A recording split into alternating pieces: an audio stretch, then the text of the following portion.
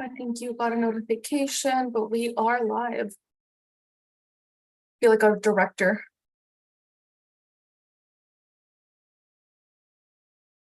Okay.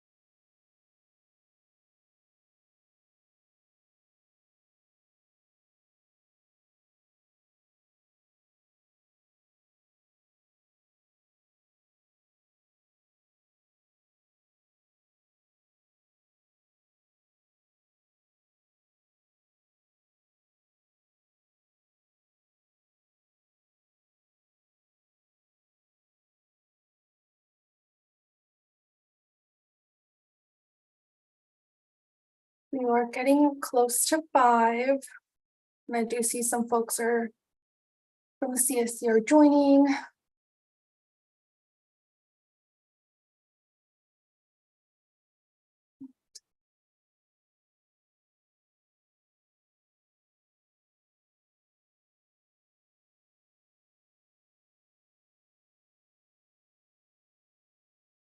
We'll give folks a few minutes to trickle in.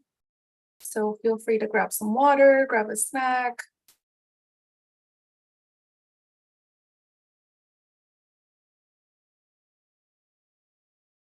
Heather, thank you for taking my recommendation. I saw you grab your water bottle. Thank you for the reminder. We must hydrate. Very important. Did you know that you lose brain function within like the first, I don't know, 5% of being dehydrated? Yeah. It's very important to be hydrated.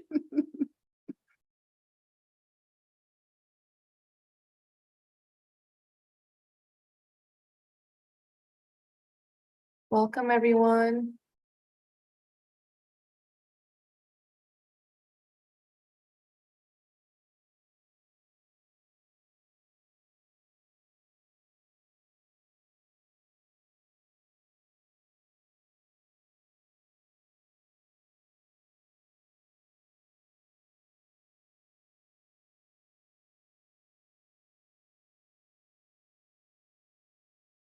I know there was a little bit of a hiccup with the link, so we'll give folks about 2 to 3 minutes to join as they navigate their inbox.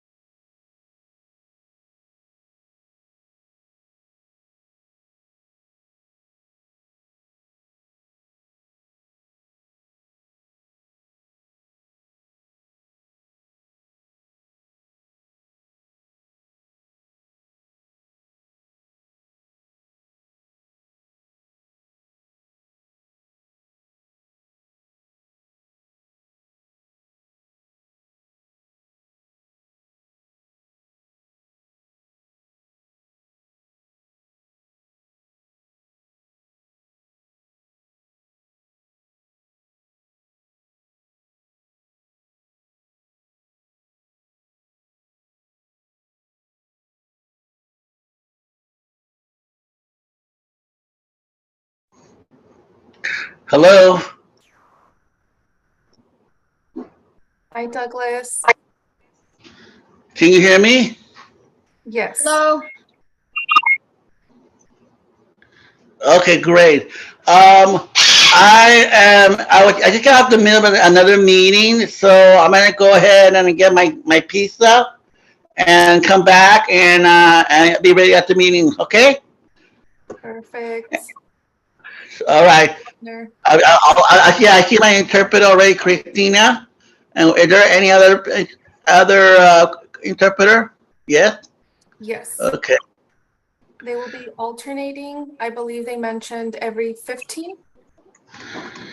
Okay, perfect. Okay, good. Okay, then I'll be back and then I'll be ready to listen to you for the meeting. Thank you. Okay. Thank you, Douglas. Right, I do see it's a few minutes past 5. I know we were giving folks a little bit of time to join.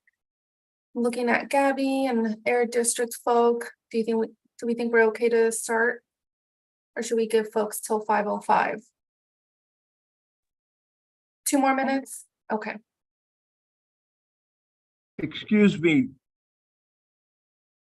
Yes. Dr. Farrell. You have on here Wednesday, August the 3rd, and it's the 2nd. Oh, it is the 2nd. Let me go ahead and fix that. Thank you.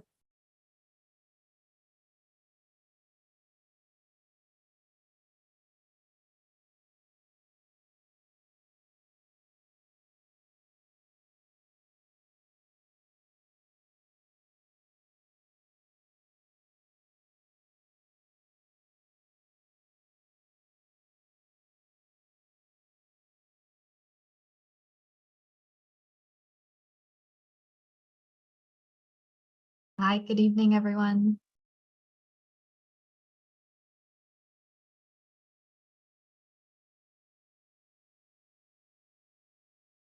Hi, Stephanie. We're giving folks another minute to join. Hoping they navigate the link in their inbox.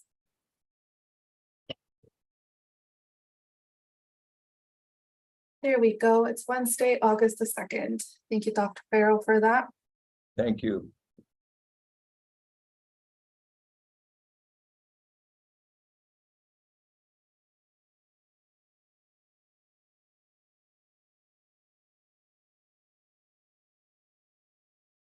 Yeah, I do see it's 5:05. There's 28 participants, hoping folks trickle in as they navigate their inbox, but to respect folks' time and energy, we'll go ahead and get started on this meeting today, if that's okay with you all. Perfect, sounds great. So good evening, everybody. Happy Wednesday and welcome back from a month-free CSC meeting. We hope you are doing well, staying cool in this super warm and humid weather. My name is Laura Martinez and I'm with Harder & Company, and I'm joined with two of my colleagues, Gabby Magaña and Dr. Amy Ramos, and we will be facilitating today's session for you all. And we're super excited to be here with you, and we want to thank you all for your ongoing presence, input, collaboration, time and energy that you all put forth in the implementation of the AB617 process in the Stockton community. For today's agenda, we will be focusing on consensus around SERP implementation, providing enforcement updates, and partaking in a CSC meeting planning activity, which we did a similar activity in March where we looked at priority topics that you all want to bring forth in the next quarter. But before we get started on the great agenda we have today, we would love to talk through some meeting logistics. I know this is super familiar to some of you, maybe new to some, but nonetheless, it's important to get some logistics out of the way for you all. So as you can see on the screen here, we would like to direct you on there to please mute yourself and make sure your full name and organization are shown as your screen name. For example, CSC members use the naming convention CSC-first name, last name. Similarly, if you're a resident and all other participants, please use your first name, last name, and affiliation. And Air District CARB, P for public, and all other orgs, write your organization name. And to change your screen name, you can click on the right side of your name, click rename, and then go on from there. And if you do need any support, please feel free to reach out to either myself, Gabby, or Amy, and we can help you with renaming. And just an important reminder that having the right screen name is important for CSC member attendance tracking. So that's important for stipends. All right, if you are joining on two devices, we ask for you to please link your phone audio to your visuals. You can do this by following the prompts on the screen. So if you click on this little arrow, it'll then show this box. You'll click switch to phone audio, and that will help you connect both devices. And that's important to help again with attendance, and in case we need to participate in any breakout rooms, we can put you in there. Again, as folks are trickling in, we want to remind you to please update your screen name. Again, CSC, first name, last name, resident, first name, last name, and all other participants, please use this naming convention. And again, extending our help if needed. For our virtual meeting etiquette, please stay on mute unless you are speaking or planning to speak, and use star or *6 if participating by phone. Please raise your Zoom hand to ask question during a presentation Q&A by using * or *9 if participating by phone, And residents in the stipend program, you should stay on for 75% of the meeting to be eligible for a stipend. So that means for this 2-hour meeting, being on for 90 minutes. And in order to create an inclusive and welcoming environment, please state your name before sharing a comment to allow for smooth interpretation of the conversation. As always, we have our group agreements to create a productive discussion and respectful dialogue. So some of these are to help achieve the meeting goals. We're going to focus on solutions, opportunities, and productive dialogue. We're going to let everyone participate by stepping up and stepping back, being civil and respectful. It's okay to disagree, but please be respectful, empathetic, and civil to one another. Staying on point and on time. Please keep comments brief and to the point. This will allow everyone enough time to participate. Attacking the problem, not the person. It's totally okay to challenge ideas or outcomes. It is not okay to attack the person. And by doing this, we honor every person's humanity and dignity. And we also would love to seek common ground by building consensus and finding shared.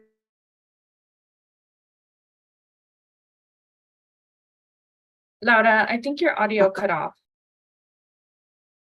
I'm happy to step in here while Laura's audio is coming back on. And so while she's situating that, I'll just share what's on the agenda for today. So we are doing welcome and introductions right now. We'll be working on an action items tracker, which is a standing sort of part of our agenda. We will then be looking for consensus around some SERP implementation updates, particularly around heavy duty trucks. So please stay tuned for that. We will then transition to enforcement updates. We'll do some quarterly CSC meeting planning, as Laura was mentioning, transition to standing updates. We will then wrap up by sharing those action items and next steps, and then of course, make space for some public comment. So that's what's on the agenda for today. And I'm just going to see if my colleague Laura's audio is back. So let's do a quick check. Can you all hear me? Yeah. Okay. I don't know what happened there, but thank you, Gabby, for stepping in. All right. So I think we can pass it off to Steph from the Air District for welcoming remarks. Hi, good evening, everyone. This is Stephanie. It's so nice to see you all. I feel like it really has been a minute, and I hope you all are having great summers. I think it was shared at the end of the meeting, but I'll just kind of remind folks, I think a very familiar face to everyone is Jessica Olson, who's the director of our Community Strategies and Resources Department. We're very excited for her that she's actually off on maternity leave right now and expecting baby number 2. And so we're wishing her well. And in the interim, I am excited to share that I've actually stepped into the program manager role here at the Community Strategies and Resources Department. And so I'm really excited to continue working with you all on the implementation of our community emissions reduction program and just how we can improve air quality in the Stockton community. For transparency, I do see some new faces in the room, so I just want to introduce some folks and also share the district folks that are here today. Some of you might be noticing that we do have usually ASL interpretation, but we do have joining us from the Linguistica team that actually provides our Spanish interpretation for all of our other communities. So we want to thank them for being here. And I see Raina as well from the Linguistica team. So we're just welcoming them and excited for their services. I do also just want to share for transparency, we do have a handful of district staff that are here tonight to support the meeting that we have for you all. We have Heather Hanks and Cassandra Milching from our outreach and communications team. We have Janine Tackett, who's supporting us for our discussion around our grants and incentives and just really exciting SERP updates. And then we have Mark Rasmussen, who's here and will be providing updates on our quarterly enforcement report. I think those are all on our district team, except I have one special introduction to share. She's a new face to our team, and so I just wanted to introduce Rocio Calderon, who is actually going to be our new Stockton liaison. I'll go ahead and pass over to Rocio just to introduce herself, to share a few words. Thank you, Steph. Good afternoon, everyone. My name is Rocio Calderon, and like Steph was saying, I will be the new liaison for the Stockton community, and I'm so excited to be here and be able to share this space with you folks, and I hope to make good connections here. Thanks, Rocio. And I know that you all have already been receiving communications from Rocio. And I know maybe just sometime tonight, Rocio, if you just want to share your contact information in the chat with folks, please reach out to Rocio for any questions that you might have. She's a great resource to you all. And I just wanted to share a couple quick remarks after those introductions that I'm really looking forward to tonight's meeting. I know it's been a minute since we've had SERP updates, and so we have some exciting things to share with you all about progress that we've made in the last couple of months, including some new concepts and potentially solutions for some of the measures that we haven't been able to move along as far. In addition, we also, like Laura said, we have a planning exercise to do with you all tonight that we did back in March, and we really appreciated having this whole space and being able to work with all of the CSC members that are in these meetings to plan for the upcoming meetings that we have for the rest of the year. So I'm definitely looking forward to that. With that, I'll pass back to Laura. Thank you, Stephanie and Rocio. Congrats, Steph, and congrats, Rocio. We're excited to see the new faces and see you step into your new role, Stephanie. So super exciting news. We do not have a community co-host for this month. However, as a friendly reminder, if you are interested in being part of the facilitation for CSC meetings, we invite you to consider volunteering to be a community co-host for future months. And we can revisit that conversation towards the end once we're wrapping up, and you can also email us in the Air District. And with that being said, we will now be moving along to reviewing the action items tracker. And as you all are familiar with this piece, the action items tracker is a tool that we use to help develop transparency and accountability with the Air District. So the Air District continuously updates this tracker to ensure your voices are heard and progress towards implementing your suggestions are being made. So with that being said, I'll pass it off to Rocio. Thank you, Laura. Let me go ahead and start sharing my screen.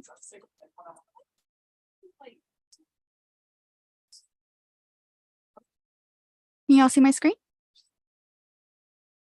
Awesome. Okay. And then before I do get started, I did just want to mention that we made a few changes and updates to the action items in hopes that it will be an easier navigation for you folks. So as you can see, we have the 4 status here: pending, completed, ongoing, and comment noted. And to make it easier, you can go ahead and just click on any of these and it'll take you directly to that section. So for example, if I wanted to see the pending action items, I would go ahead and just click on it and it'll redirect me straight to that section.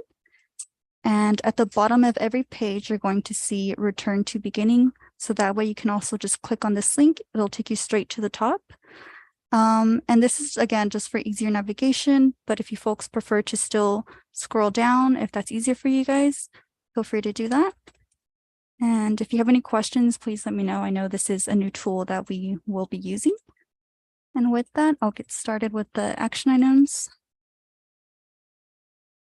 So for the completed action items, the first one, 43.1, in the last CSC meeting, folks wanted to get an update on the efforts of the outreach team. So we did go ahead and connect with them, and they did let us know that they continue to promote through targeted social media, outreach events, English and Spanish radio, and they did visit all the libraries and community centers within the AB617 boundaries to distribute information to the community. And with the next action item, in the June CSC meeting, folks voted to reallocate $100,000 to fund 200 additional units, so the lawnmowers, and that will go forward. Next action item, the district wanted to, the CSC wanted to get more information and updates on the bike path infrastructure. So there will be a discussion, oh yes, there will be a discussion on that in today's meeting, and we'll give you guys an update. And to the next action item, the district to help follow up with SJCOG regarding electric bike racks in Yosemite Village. So the Air District did go ahead and send out an email on July 7th. And if you guys would like more information or did not receive that email, let me know and I can forward that to y'all. Next action item, so CARB to follow up with more details related to public comment period for the AB617 blueprint. And these two action items are actually related to one another. So the Air District did go ahead and share information from CARB on how to provide comments and feedback for the AB617 Blueprint 2.0. Kyle is here with us today from CARB, and he can take more additional feedback on that during standing updates. And the last action item for completed, so the Air District to share a presentation from the enforcement team, and the Air District enforcement team is with us today, and they will be giving us an update on those. And then I'm going to utilize the tool we got, go back to the beginning, and the next one will be ongoing. So in the last CSC meeting, there was a comment made, a suggestion to remove the school air filtration from the pre-approved project list, and the Air District will go ahead and do that. The next one, so to discuss other SERP funding progress during the agenda setting meeting, the Air District will provide an update on the SERP measure progress during today's presentation. Douglas, I see your hand is up. Do you have a question? Yes, I'm sorry. I was more concerned. I got an email from you guys, I think, about the bike rack on Yosemite Village. I was a little concerned about that, and because they were thinking about moving toward UOP. I'm just wondering who identified putting that particular site then versus public, like Victory Park would have the Hagen Museum where a lot of people can use the park. Because I noticed that in Sacramento they have electrical bike around those type of access to the museum, to the park, to could be any, to the bus stop, whatever. But how did the UOP got selected? That's all my concern. Thank you. Hi, Douglas. This is Stephanie. I just in terms of a response, I do know that Joyce is here, but I'm not sure, Joyce, if this is your main project or if we should follow up with Christine about this later.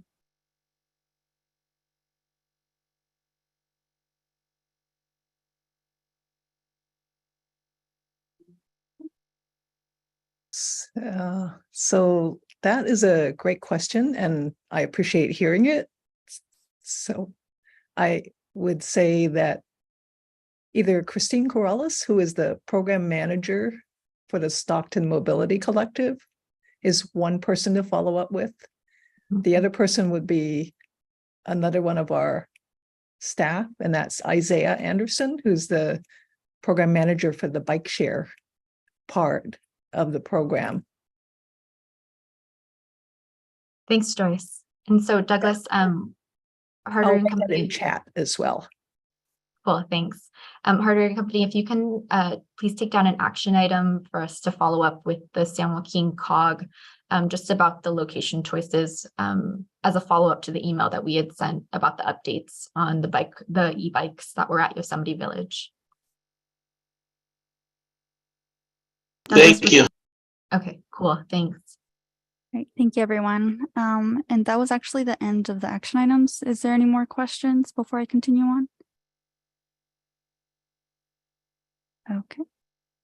So the next thing I wanted to share, go ahead and show this slide. Okay. Can everyone see my slide? Yes. Yes. Awesome, thank you. Okay, so the district is now going to start the AB617 text notification system with the Stockton CSC. So we will be sending out a test text this week, and you will be receiving a text message from this phone number right over here. If I believe if you guys want to save this phone number so you know who it is coming from, you can save this phone number as like the Valley Air District. And then this is also going to be a one-way communication. So If you do respond, we will not be able to see that text. So if there's any questions that you guys ever have, feel free to reach out to us, phone call or email. And then if you are receiving these texts but would like to unsubscribe, go ahead and just write stop and your phone number will be dropped. Just a heads up though, if you do text stop, you will have to reach out to us directly so we can manually add you back into the system. And so right here, I just included like a snippet of like an example of what you will be seeing when we send out that test text.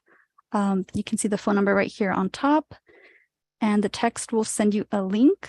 And once you click on that link, it'll open up a window, which you can see right here on the right-hand side, with just general information. So they will be similar information that we send out already via email, but the text is a little more immediate, and it could be like easier navigation for you guys to like access. And then right here, I also included another snippet. For example, when we do start sending these for reminders for the Stockton CSC meetings, this is what you can see. With that, is there any questions? Rocio, this is Stephanie, and I just have one note about this. Just so y'all are just aware, we're not looking to like spam you with like a million messages. The purpose of this will be to send reminder texts to you all of our upcoming meetings. So if that's something you want, you like reminders on your cell phone to tell you that there's going to be a meeting. A slight adjustment is the text that right here. I do see there's a link to our YouTube. It'll have the Zoom link in the actual message. That way, if you do join our Zoom meetings via your phone, you can have the link right there. And so if this is something that you're interested in receiving, you can opt into it. If you're not interested in receiving text messages, you totally don't have to opt into it. It's just an option for you. Thank you, Steph. Was there any questions on this? Yes, Douglas. I'm sorry, I can't find the feature where you can raise your hand automatic.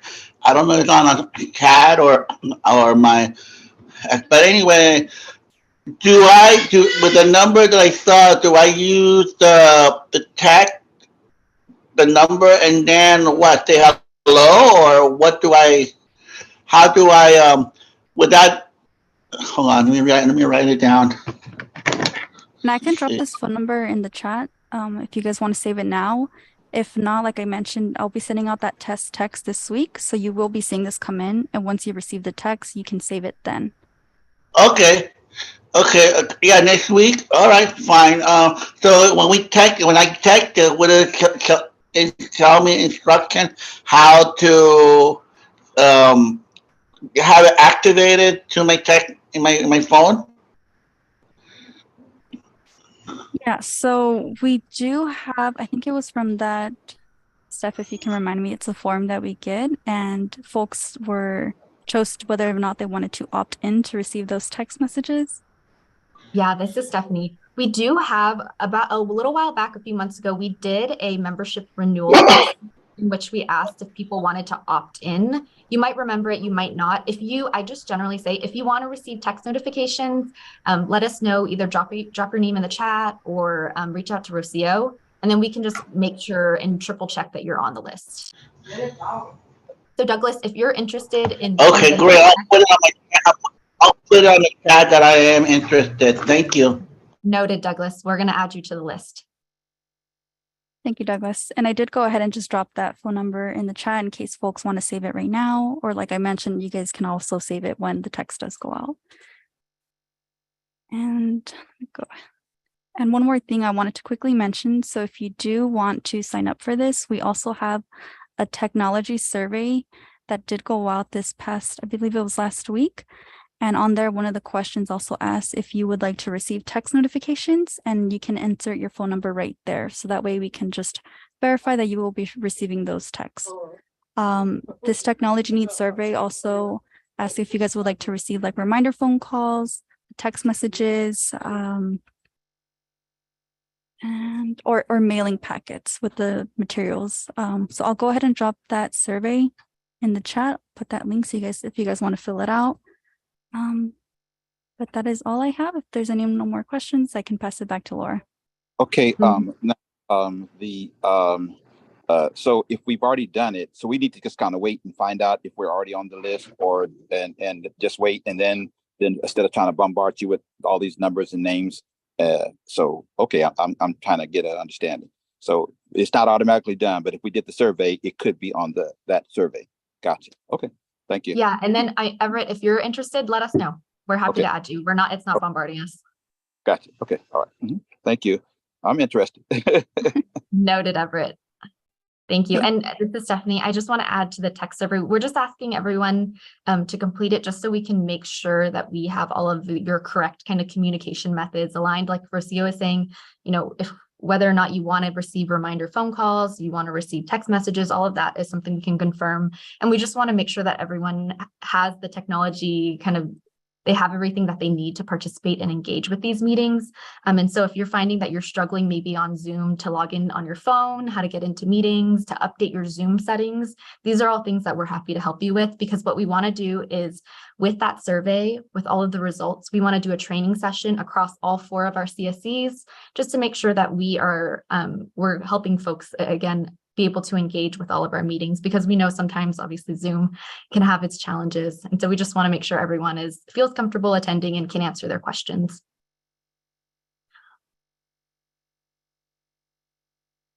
And with that, I will pass it back to Lara. Thank you, Stephanie. This is Laura. Can you all hear me okay? Perfect. I Yes. do want to elevate some comments and questions in the chat. So Kyle, thank you for linking the BP 2.0 page on the chat. We're looking forward to hearing a little bit more from you in a bit. I know Gloria asked, I want to solicit feedback regarding the CSC tracker item number 37.2 about use of monitoring. So wondering, Stephanie, Rocio, if we would like to share screen again or follow up towards the end of the meeting regarding that. We can follow, if we can add that to the action item, I think that would be a great thing for us to follow up on. Okay. Thank you. Joyce, thank you so much for providing the emails for folks we can reach out to for SJCOG.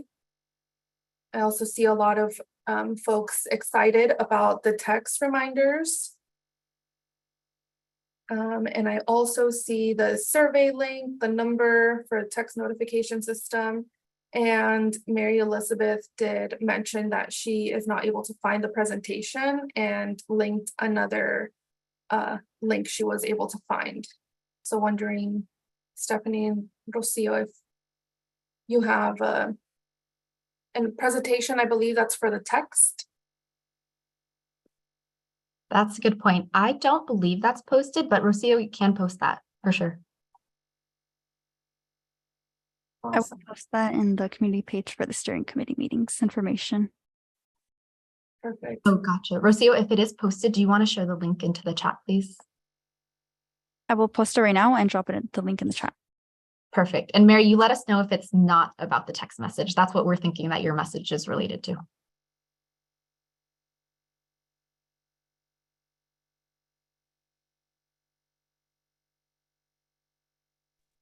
Sorry, I had my mouth full of garbanzo beans. Yes, I didn't recognize it was the same one that was there for the meeting. With some beets too. Sharing is caring. Awesome. Thank you all. Are there any more questions, comments around this?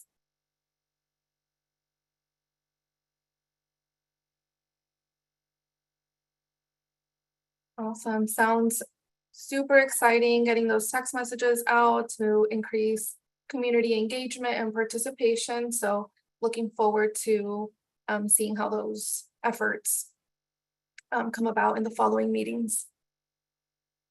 If it's okay, I'd like to transition us to our other agenda topic, which is the SERP implementation updates and looking for consensus.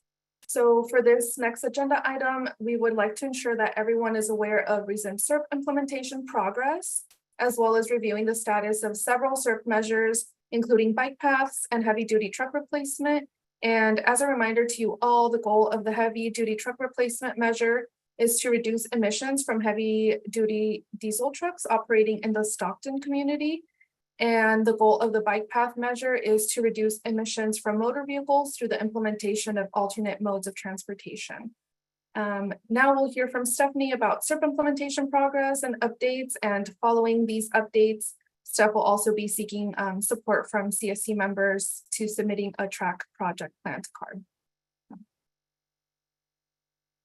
Thank you so much. This is Stephanie. I'm going to go ahead and share my screen. Again, like Laura said, can everyone see my screen? Okay, Yes. nod. Yeah. Thank you. So again, like Laura said, really, we want to celebrate some really exciting milestones that we do have, as well as discuss with you some updates on bike paths, as well as heavy duty trucks. So I'll go ahead and get started. Like I mentioned, this is going to be the agenda for today's presentation.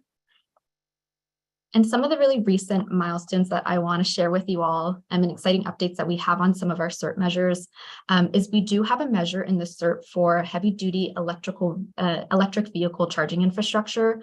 And it is $1 million is allocated in the SERP. And we did receive an application for that measure, and our team is currently processing it. We are also finalizing a contract for the car share program with the San Joaquin Housing Authority. And we do anticipate that we'll be able to start implementing this project in the fall for 2 different sites in the AB617 boundary. This is an update we shared, I believe, 2 months ago, and we have heard some updates on it. But we have our passenger vehicle repair and replace, so that's 2 separate SERP measures. Those project plans have been submitted to CARB and are awaiting approval. And we just heard yesterday that they anticipate to approve sometime this month. So once those are approved, we'll be able to open 2 new programs in the community. We also partnered with the San Joaquin Housing Authority for a really exciting event in the community, the Conway Homes Annual Backpack Jamboree, which happened on July 22nd. 2 of our team members, one from OC, our outreach and communications team, and one from the community strategies and resources team was there in Conway Homes and able to connect with a lot of residents. And it was a really exciting event. And we appreciate the invitation, especially from, I don't know if she's here today, but Pandora, who's on our CSC, was the one kind of leading the event. And it was a really great success. And another thing that I think folks are aware of this, but I do just want to emphasize that we do have our residential air filtration program, which I believe a lot of folks on this call have actually applied for themselves to receive a free air purifier. And so this program is open. Something we do want to mention to folks is we do have applications in for both our San Joaquin program, the valley-wide one that we have for San Joaquin County, as well as our AB617 specific one. And so we are excited that folks are getting involved, but we do want to let folks know that kind of in the recent weeks, we have seen kind of applications and folks participating, that those numbers kind of have been a little bit stagnant. We haven't been receiving as many applications. So I just want to share that update with folks. And if you all know people who could be interested or want us to talk to different organizations in the community that could get the word out, we're more than happy to, because we definitely have still lots of funding to get these free purifiers out to community members. And I see Douglas, go right ahead. Yes, I have a question regarding the particular. I know, I feel like sometimes as a resident, we don't know where to go, where the information goes. I see there's a lot of great information here. I see the presentation, and like for example, it's at the residential. I see like the housing authority anticipated fall implementing for 2 sites, and I'm in my mind wondering how the resident will find out what 2 sites is. Is going to be in the south side? Are going to be in the middle of Victory Park? Are they going to be being in? Where is this going to be? As we go on, as you guys are approving it, and in the last minute, and that's something that I just feel like we're always, there's always something that hinders us from knowing it. And the other one also, the partner with that one housing authority attending Conway Home and the annual backpack in July 22nd. that was just only that particular spot, or there were other places that would also was involved as well. And not everybody can get there. They don't have cars to get there. They don't have any transportation to get there. Did the bus provided those type of route to get there or not? Or that's all my concern is. So yes, all the programming look very good, and I think that's very awesome to have those things. But as a resident, how do we go to get it? That particular item and information to get there. Thank you. Thanks, Douglas. I heard two questions. The first is information about the different sites in the car share program. We have not finalized the contracts with San Joaquin Housing Authority. So once those are finalized, we'll be able to share the sites with you. And so this isn't the only update you'll hear. We're going to continue to share information with you all as we're able to share it. The second thing is your question about the outreach events. I'm not exactly sure what kind of transportation they offered for this event, but I do want to share that we are attending multiple events in the community. So if someone wasn't able to make the Conway Homes event, I know that our outreach team is also attending one in Sierra Vista as well. There are other events throughout the community that if you weren't able to attend that one, we hope you can attend others as well. That answer your question, Douglas? Yes, thank you. Yes, that's something that did the market committee already where did they get the information? On email? Are they on radio? Are they on blast? What are they on? How did they? I wasn't aware of that. That's all. But yes, but it's good. Thank you, Stephanie. Thanks. And I'm wondering, Cass, if you can share the information or just the details of the date and the event perfect in the chat with folks. We'll be out there. Feel free to swing by if you want to see us. This is Laura. Steph, before you continue, there is a question in the chat. Mary Elizabeth posed, is there any money left for San Joaquin County outside of the AB617 boundary? And Janine, did I say that correctly, Janine? Answered yes, there's still plenty of funding for San Joaquin County as well as the AB617 community as a whole. And Rocio, we see that you provided the link to the text notification slide, so thank you. This is Stephanie. I'll share, emphatically nod my head at that because there is a large amount of funding left in San Joaquin County that we're eager to get out in the community. We're partnering with different community groups. And also, I just want to share a huge shout out to Catholic Charities. I do believe I saw Tanisha in here, which our staff totally were connected with at the event at the Housing Authority and who was signing for individuals up for the clean air rooms. So we just want to share appreciation for that. But yes, still lots of funding for Stockton AB617 and within San Joaquin County. So tell your friends, tell your neighbors, and let us know if you want us to connect with anyone. This is Heather. Thank you, Steph. I was literally going to say those words too. Let us know. Reach out to the district. We would love to show up, present, inform, make the path to get folks residential air filtration unit.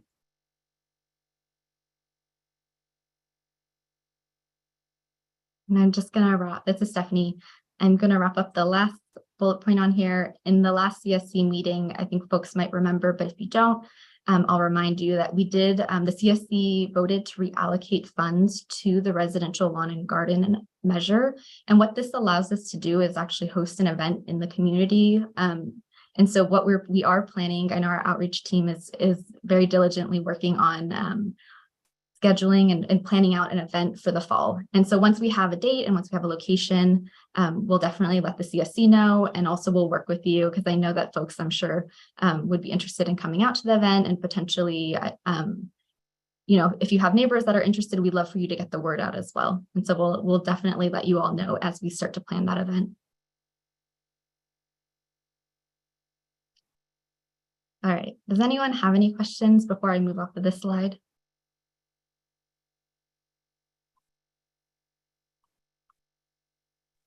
I'd just like to say that it looks good, and I think you guys are doing a good job. And as we go forward, we all grow. So congratulations. Thank you. And we definitely, this is everyone in this call's kind of celebration. We couldn't do this without you. And so we really just want to kind of celebrate these milestones with you all and with the work that you've done for this, all of these measures as well. And I just wanted to share, these are some of the pictures from the event at Conway Homes. And so we were really excited to get to connect with residents and share information about the programs we have available.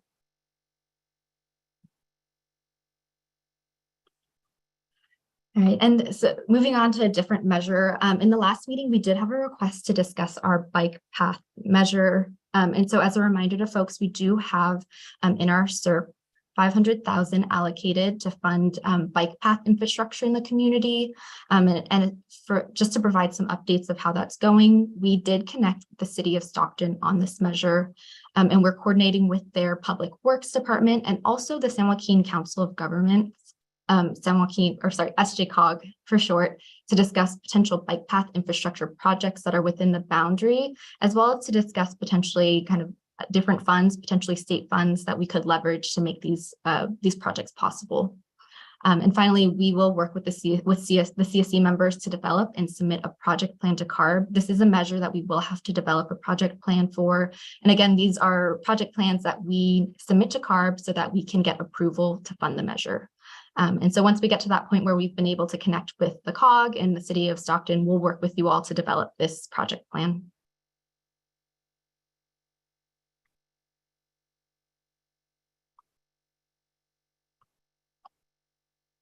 And then I'm seeing some comments in the chat from SB having connection issues. Thanks for letting us know. And finally, the last measure we wanted to discuss with you tonight is the heavy duty truck replacement measure. This is, I think, since really the beginning of the SERP development process, a SERP measure that has been identified as a high priority measure from the CSC. And that's kind of, I think, noted in the funding amount. We do have a significant amount of funding that's allocated to this measure, $10 million, to replace heavy duty trucks in the boundary, in our Stockton AB617 boundary, with zero or near zero emission trucks. And again, so right now we do have $10 million allocated in the SERP, and we've been working in the heavy duty truck subcommittee to discuss kind of challenges that that businesses are facing, and also opportunities that we have for outreach. Given that it's such a high priority measure, we did want to bring this measure back to the CSC to kind of discuss it as a whole, because we do have some interesting potentially ideas or solutions to address the fact that generally we haven't had very much participation in the program, even though it's been open for about a year. So I'm going to dig into some of the things that we talked about in the heavy duty truck subcommittee, just to orient folks and kind of move on to maybe some potential solutions. Things that we did discuss in the subcommittee is overall, and this isn't something that's unique to the San Joaquin Valley, it really is a statewide issue. We've been finding that local businesses and single owner operators really have, in our work, kind of reaching out to them to see if they're interested in participating in this program. We've been hearing that there's a lot of hesitancy to participate in the program because a lot of folks really are not interested in trading in their compliant trucks, ones that are already compliant with regulations now, for technology like new zero emission technology they're not really sure will work for their operations. And so there's been a lot of hesitation and really not a lot of interest because of these issues in participating in our traditional heavy duty truck replacement program. And so some of the things we shared and discussed this in our subcommittee. And we also discussed potential outreach opportunities, like how we get the word out, small businesses that we could potentially work with. And we just really haven't been getting that much traction. Another thing we also did is we did reach out to the Port of Stockton, and Jeff, who's been a wonderful partner in this, reached out to all the tenants to let them know about the program. And really, we've been hearing kind of the same sentiments. That being the case, in our last heavy duty truck subcommittee in May, a concept that we did bring up is we discussed a project plan that happened in San Diego. And like I mentioned, this again is not a San Joaquin Valley issue. It really is a statewide issue. And a way that San Diego actually addressed this is they developed a project plan. And it's kind of got a long name. I'll say it just once: the San Diego Zero Emission Truck Pilot Program, which essentially in that pilot program, the concept was that instead of the traditional scrapping an old truck and replacing it with a new zero emission truck, it would allow for folks to expand their fleet and just purchase the zero emission truck to allow these businesses to actually try the technology, see if it works for their operations. And so this is a project plan that San Diego's AB617 community took that we discussed in the subcommittee. And really from that, the next steps in the subcommittee that we're actually bringing to this whole CSC is to bring a draft outline of these potential changes to the CSC for consideration.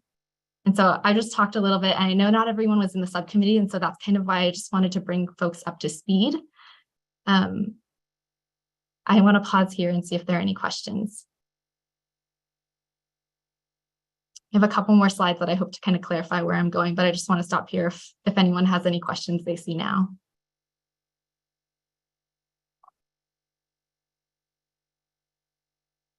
There is a question from Mary Elizabeth.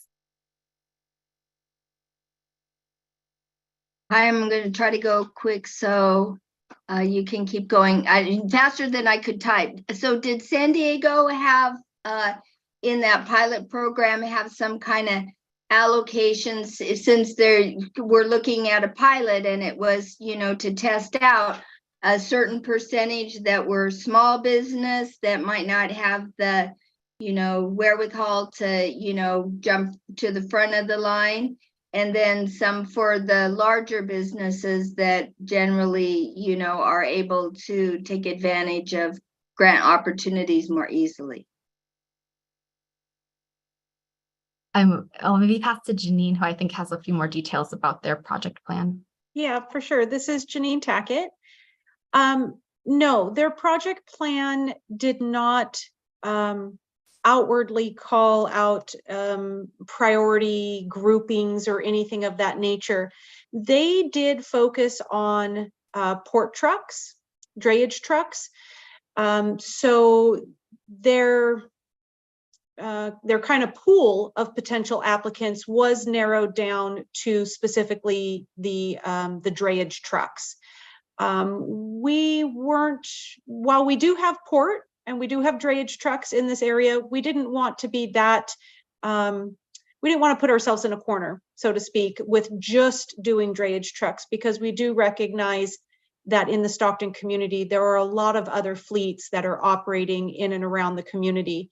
So we were leaning more towards the direction of making it open to all class 4 through 8 sized heavy duty vehicles that are domiciled and operating within the community.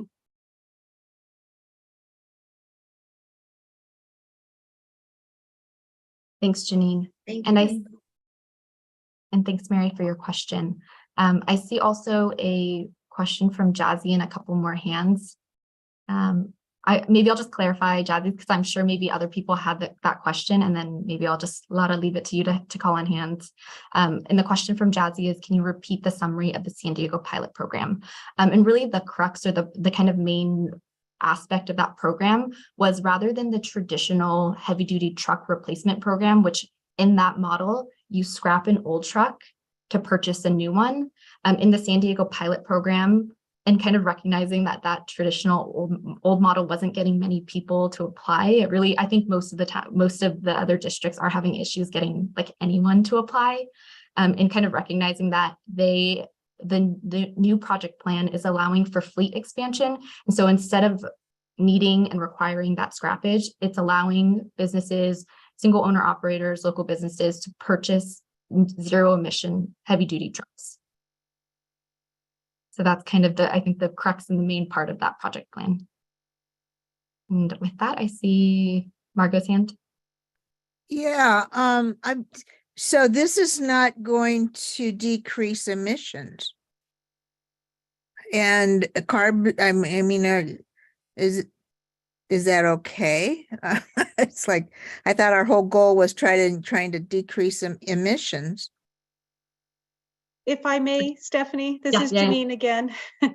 Part of the program does require the applicant, the fleet owner, to identify the route that is currently being operated by a diesel truck and provide documentation on how many trips, where it's located at, and then they would be agreeing in their contract with us to replace that route, take the diesel truck off the route and put the zero emission truck on the route. The concept really does focus on displacing those diesel miles within the community. It also is designed so that the fleet owner still has a backup truck available to them if they should run into technical issues with the new truck, charging issues, unknown things that we just don't know might happen because of their particular vocation. And that's really what we were hearing from fleets, specifically fleets in the Stockton area, was that they were too nervous to be without a vehicle if they should get rid of that diesel truck, take on a zero emission, and then something happens and that's not working right, has to go into the shop. Knowing that they can't work on them themselves, they have to send it away to a major dealership to have any work done on it. So having that, retaining that diesel truck allows them a sense of comfort, if I may, that if something should happen, they can still continue operating their business. Thank you, Janine. So with those extra stipulations, that really does make sense. I'm just going to interject this because I know we were talking about it at one time with the possibility. Do they have to purchase the truck before they get any incentive money from the group, or do our money sometimes go for a down payment? No, they would have to purchase the truck up front. Of course, we would have a fully executed contract. The money would be secured on their project, so they don't have to worry about somebody else taking the money. But they do have to show us proof that they have taken delivery of the truck. We do an inspection of it. They also would have to provide us their purchase documents and their payment documents, whether that was a cash payment, a finance payment, however they do it. They need to show us all of that paperwork before we actually pay them out. Great. Okay. Thank you. You're welcome. And can I actually add one more maybe comment to address Margot's, and I see other hands as well. And that, Margot, is exactly kind of the point that you brought up, is exactly why we want to have this conversation with the full CSC. Again, this new pathway, it's in addition to the existing one. So folks will still have the opportunity to still take advantage of that kind of classic scrap and replace. But again, this is a new pathway which is why we're kind of bringing it to the CSC for discussion. And ultimately, like you're saying, Margot, this is something that if it is the case that the CSC supports it, we'll ultimately have to get CARB's approval as well to move forward with it. And really just generally, I think another thing I maybe just want to add to Janine's, we aren't scrapping, but I think another aspect that we did want to bring up is I think there's just none of this technology actually in the community to show that it's working and it's able to be sustained for operations. And so we're not looking for this to be a kind of permanent program forever and ever that people can move forward with. What we're looking for is in this transition period where we are, that folks don't know whether or not this technology can work for their operations, that this is kind of almost something, a transition, a new pathway to help with this transition. And once folks get more comfortable and understand the technology, know that it works for their operations, then of course, we wouldn't look to pursue just, not allowing for a scrapping the old unit. So I just kind of want to put that out there as well. And I'll go to Cynthia. Will there be signage on the side of the truck saying provided by AB617 funding? This is Janine. We technically do have stickers that we put on funded vehicles that say funded by the San Joaquin Valley. But I don't think we have funded through AB617 yet. That doesn't mean we can't. Okay, thank you. Yeah. Thanks. I have a quick question / proposal. So I thank you for the explanation behind why we're going to allow folks to keep their diesel trucks as reassurance. I think that's understandable and makes sense. But I'm wondering if there's something we can do to make sure that they're not using those diesel trucks. Maybe report to the Valley Air District quarterly or to CARB quarterly on their mileage, just to make sure it's staying the same and it's only being used on emergency. So that way it kind of like matches up with when, you know, if their electric truck needed to go into the shop, it'll show like this month we had to replace the truck and use this amount of mileage, just to make sure that these diesel trucks aren't being used instead and or in addition to the electric trucks. This is Janine. Cynthia, I think that's a really great suggestion. Just the first thing that popped in my head when you were mentioning that was that we could include something. All of our programs require annual reporting of the new equipment. So we send them a report. They have to tell us, yes, they still own it, what kind of usage they had. In this particular concept, we could add to that report information about the displaced diesel truck, like you mentioned, and ask them to identify, do they still own it? And if so, what is the current mileage on it? I think that would be very easy to do and very easy to incorporate into this concept. Thanks, Janine. And I see Jeff's hand up. Hey, good afternoon, everybody. I was going to say that the port has been instrumental. I think we presented at one point that we had Nicola, who is a new OEM, come out and demonstrate trucks for anybody that was interested at the port or just throughout the community. You know, they have an electric truck, they have a hydrogen powered truck as well. And I've kind of been behind the scenes for some of the discussions as we're pushing some of the local big trucking firms to kind of talk to these manufacturers. And from what I've heard in some of those discussions was that some of the local trucking firms are saying, well, that's great, you know, it reduces emissions, but what your truck can do based on, especially if it's the electric, it's so weighed down with the number of batteries in order to make it have the range that we need, that the capacity is much less than what's ideal for them. And if they tweak some of that a little bit, that truck that started in the morning the range it would have will only last until about like 10 a.m. for some of these folks. And so what we've been pushing is for some of the manufacturers to come in and bring some loaner trucks to some of the users in the Central Valley and let them demonstrate that these things can work. I think that's the only way we're going to overcome this hurdle of this range anxiety and, you know, folks not wanting to dip their toes in or be the guinea pig, because some of them have before on other operations. Like I was talking to Allegre and they were saying that, you know, they went out on the edge previously and I think it was I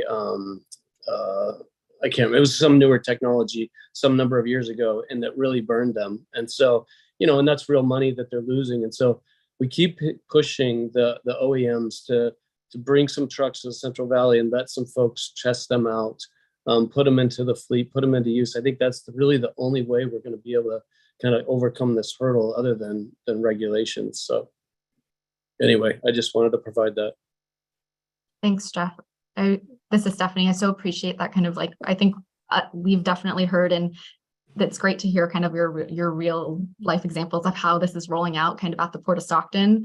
It just generally seems like is the same that we're hearing across the valley, is just a lot of hesitancy and maybe just needing to have those opportunities to test out the technology. And can I ask one other question? Is when they modified, I think the plan at San Diego to allow like owner operators, what was the success rate? Did they get a lot of folks that signed up for these trucks? This is Janine. I really don't know. I haven't asked yet how successful they were with the pilot, but we can definitely look into that and This is Stephanie.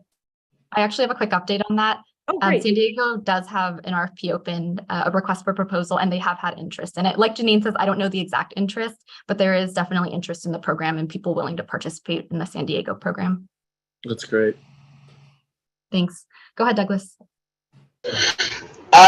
Yes, Jeff has been saying that all the time. I've been hearing that, and he haven't changed what he's just been saying that all the time. But I'm more concerned that the infrastructure that, if we give a truck and a neat battery, we need to have some site for the truck to get the leg to fueled up. So I don't understand how you could bring something that we're kind of limited on site of charger, and yet I don't know if you can have a charger in a gas station or you can mix it to get gas and electricity together. I don't know, but we're kind of like teasing the person that want to have the electrical truck, but really don't have any due to their job to retain their vehicle to gasoline to whatever certain mile they have to go in order to do that outside the California state line, within the state line. Well, that's something that I don't know how our district quality can able to. That's a major infrastructure for out to California if we decide to get the diesel electrical. So I do agree that that's a problem right there. I don't think there's going to be a lot of interest, but there's really going to be a small amount that will be interested to try it out. But as far as working, it's going to be kind of a turn off. I don't know. Thank you. Any suggestion? Yeah, Douglas, this is Janine. Thank you. That is definitely a concern of many, many fleets is infrastructure. Right now, the technology doesn't go far enough to really do longer distance or out of state. Really, the trucks that are available right now are more of your local delivery type, where they leave home base, they do their route, they drop off their load, and they come back to home base, maybe even 2 or 3 trips on that route per day. And so for the current technology available, a charger at the company yard, the fleet yard, a private charger is really what's needed. So we do work with fleets that are interested in transitioning to get them also applied and put through the infrastructure program. Most of the major truck manufacturers that have trucks available right now also have charging solutions, so they can help to get that planned out. They can help make the connections with the power company, and they can help give them package pricing if they're buying truck and charger. Then we can help again on both sides with truck funding and charger funding. So right now, it's manageable, but you're absolutely right. As the trucks get to go further and further in distance, we're going to need public charging at, diesel fueling stations. They'll need to also be electric chargers. And there are some of those projects in the works too, across the state. Thanks, Janine. This is Great. Stephanie. Thank you. Thank you, Douglas, for your question. That's a great point. I'm wondering, I have maybe like 2 more slides, I think, to provide a little more context, and then I'm happy to take all the questions. I love all the discussion. I just want to make sure that maybe there could be some of your questions in the rest of the couple of slides I have. So I'm wondering, Cynthia, I see your hand. Can I go over these 2 slides, and then I'm happy to take all the other questions that folks might have? Okay, perfect. And I think everyone maybe in this call kind of already before this slide maybe knew where we were going with this, is just generally based on that San Diego program, based on all the difficulty that we've had getting people to apply for the existing program. What we all would like to propose to you all and get kind of your thoughts on, it's to submit a project plan very similar to San Diego's, to submit to CARB that would essentially allow owner operators within our Stockton AB617 boundary to expand their fleets by purchasing new zero emission trucks without the need to scrap their compliant trucks. Also, other aspects that are in this project plan is there is increased funding allowed per vehicle in the replacement. I think just generally, we all know things are getting more expensive and kind of in line with just generally wanting to allow folks to remove barriers for people to participate in this program. We do have that aspect as well. And like Janine already mentioned, there are requirements in this project plan for a certain amount of trips made within the boundary. And then just generally, and this is kind of, I think, our summary of kind of how we've assessed the situation. If you all have a different way of how you see this, let us know, or feel free to kind of share with the group. But generally, we just kind of wanted to share overall the different pros and cons of this new approach that we see. Again, really, I think the positives of this new approach is we are allowing for additional pathway for the increase program participation, which generally, I think, like we've mentioned, we really haven't seen that much program participation overall in the Valley, across the state, and especially kind of in this limited implementation timeframe that we do have for our AB617 funds.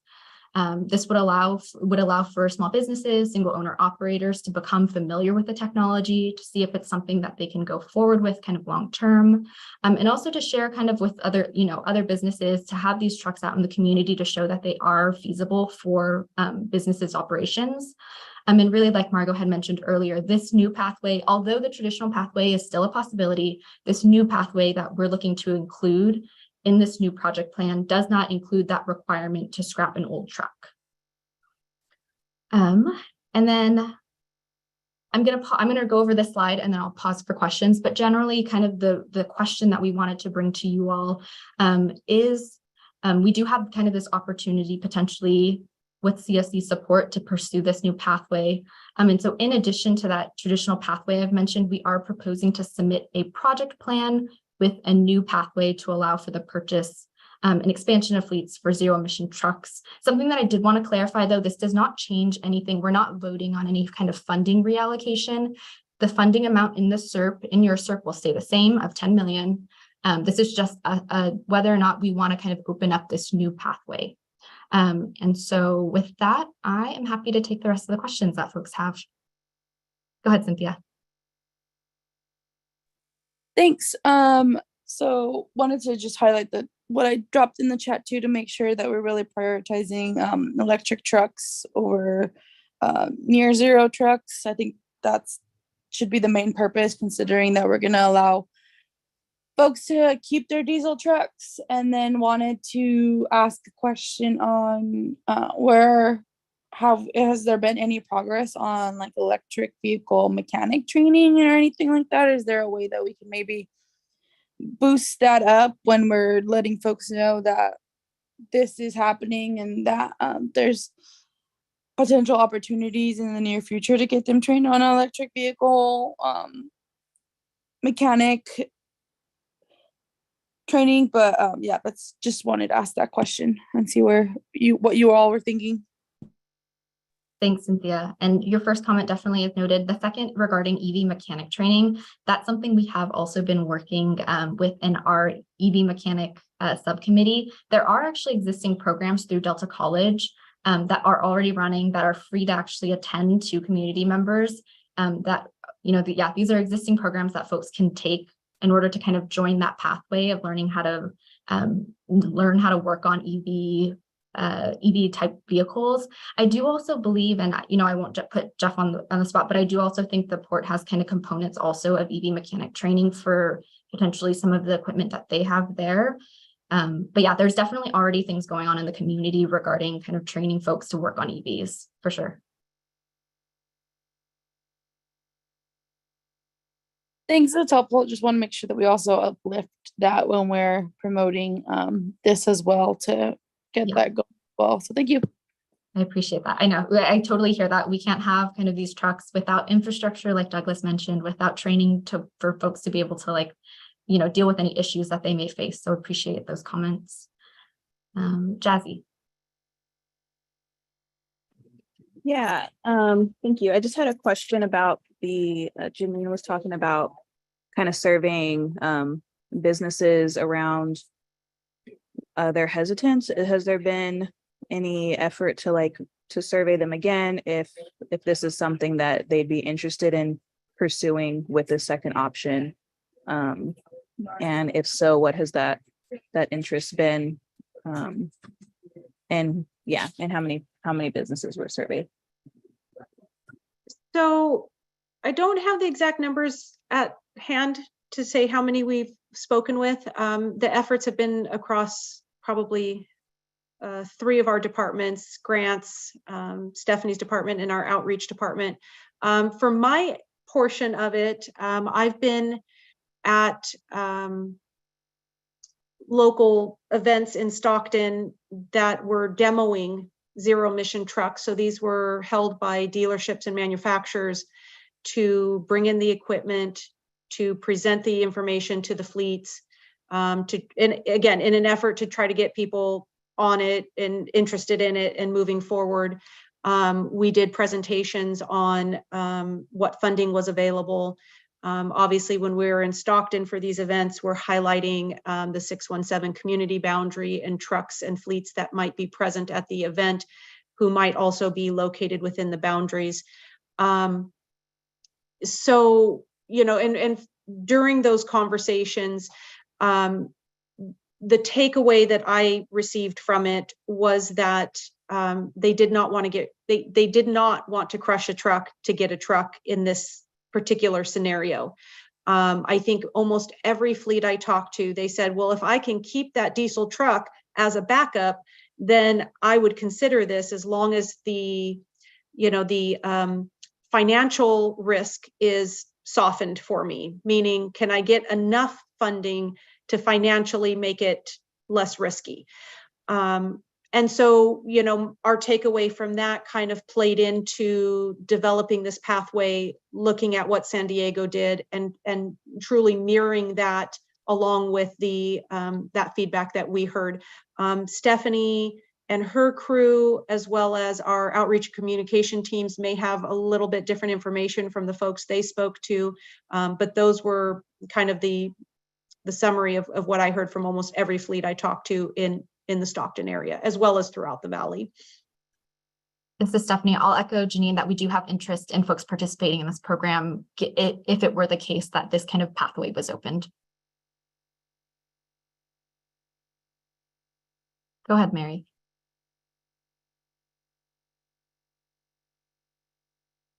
Thank you. I had 3 questions. So I know that the district does for some incentive programs related to agriculture, that they have an allocation for small farmers. And so I'm just wondering if, you know, when you're developing this pathway, if you could consider having an allocation for small businesses. And even it occurred to me, you know, maybe even for new truckers, you know, that are graduating from some truck school that doesn't have a truck at all, which would, you know, be good, because it would be displacing at least diesel.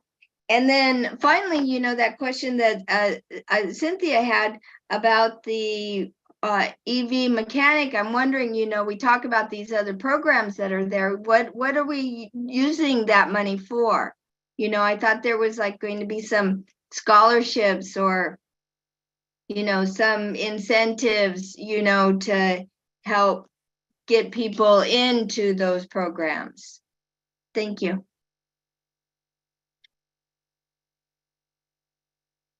Thanks, Mary, for those comments. I know I'm noting them, and I know Janine is also noting all of the comments that we're hearing. And maybe if I could clarify, and you let me know, Mary, if I haven't answered your question correctly. We have not allocated any of the funds that we have in the SERP for EV mechanic training. We followed a lot of different pathways, and we are still looking kind of to pursue a way to support the existing EV mechanic training efforts that are happening in Stockton. Those funds haven't been kind of allocated in the community yet. This is Janine.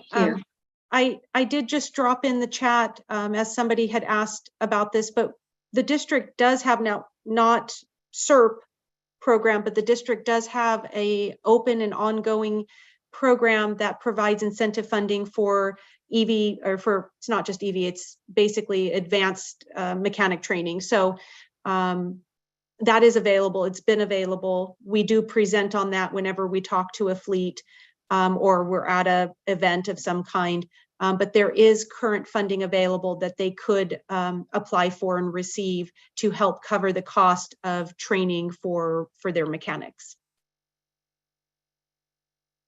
If I could follow up on one other point that Cynthia brought up about that verification, and then in the chat, you know, I asked like how long that, like a typical verification goes, you know, and that's only 3 years. And I think that we would want longer verification than 3 years. So this is Janine. The 3 years is not set in stone. That is what San Diego did. And the justification for that is based on what the useful life of the technology is. Since we are dealing with brand new technology, we can't say for certain that the life of that truck will be the same as a diesel truck that has been tried and tested over many, many years. So we do tend to be a little bit more conservative in the number of years we ask them to report on the vehicle, because it is quite possible that they will turn over the vehicle sooner in order to get a newer generation. So for example, the current generation truck, if you were to buy one today, has a range of somewhere around 2 to 250 miles on average, depending on the manufacturer. In 3 years from now, that's likely to double or triple, and a fleet will most likely want to turn that truck over and purchase the newest model year so that they have a more enhanced, broader functioning truck into the future. So the longer we make the reporting, the longer they're required to own and operate the truck. And I'm just not sure if our standard 5 years would be suitable for this type of new technology. But that is not something that we have set in stone. It is something that we can further discuss and come up with a solution on. And then, please, I'm going to be quiet for the rest of the meeting. I just want to follow up on this, one more. So what I heard is that, you anticipate the owner of this fleet to use that vehicle that AB617 paid for as a down payment on a newer vehicle. Is that correct? No. Trade it in? No, not necessarily. Trucking fleets typically have a 5 to 7 year turnover rate for their diesel powered trucks. That's as long as they will generally keep them, because wear and tear, the trucks become less efficient, they require more maintenance, they're more expensive as they get older. That is very standard across the industry, not just in California, across the industry. Now, of course, a very small single owner operator will likely keep a truck much longer because they can't afford to turn over truck more frequently. So they might keep it 7 to 10 years. So we don't want to put a fleet in a position where they become nervous that we are putting requirements on them that may not be feasible, because the trucks might have more wear and tear or be outdated much faster. The technology is developing very quickly right now, and this is part of why fleets are very hesitant. They're unsure about things because it's brand new and it's changing rapidly. So we want to be considerate of that. We want to make sure that that we are not creating a situation that puts further distaste in the fleet or makes them more hesitant. So again, 3 years is not set in stone. Our regular replacement program does have a 5-year. So it's only 2 years less, and we can always look at, extending that beyond 3 years. There's lots of options that we can definitely look at. 3 years is what San Diego did for their plan. So we kind of started with that as a starting point. Thank you. You're welcome.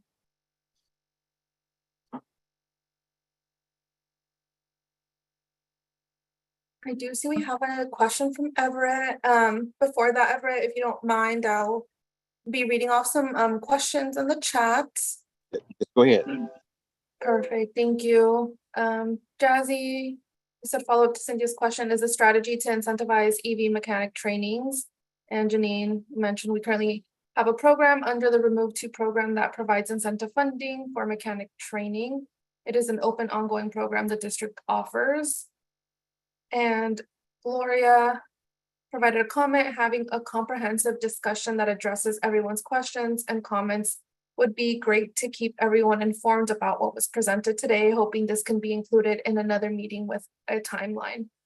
So appreciate your comment. I think that's what we're thinking of doing. And Espe mentioned what was the number of small trucking companies at the demo event. Not sure if that was answered already through the conversation. I can respond to that. I want to say there was probably 15. If you're talking about at the port, there was probably like 15 different trucking companies. Perfect. Thank you, Jeffrey. And Jazzy, just feel like I have to ask obvious, isn't it possible that they use the EV truck at all if they keep their diesel truck? Maybe I'll start. Oh, go ahead, Janine. I see you unmuted. Sorry, I had a dog acting up in the background, so hopefully she stays quiet. Yes, I suppose that is a possibility. However, we are not proposing to pay 100% of the cost of the truck. They will have some buy-in. They will have some money invested in the truck. I think that in having some financial investment, it really does then kind of weed out somebody who's just getting something for free and then sticking it in the yard and saying, oh yeah, look at our cool EV truck parked over there. So while that is definitely a possibility, I think the hope is that with some, while it be fairly small, but there's some financial buy-in on the truck owner side, that they will be using it. And we will have in our contract a requirement for a certain number of trips within the community per year. They will then report on that. And if they are not performing those number of trips, then we have the ability to request the funding back. It's part of our contract. So we do have some contractual protection there in the event that we find out or discover along the way that they have not used the truck that they've just parked in.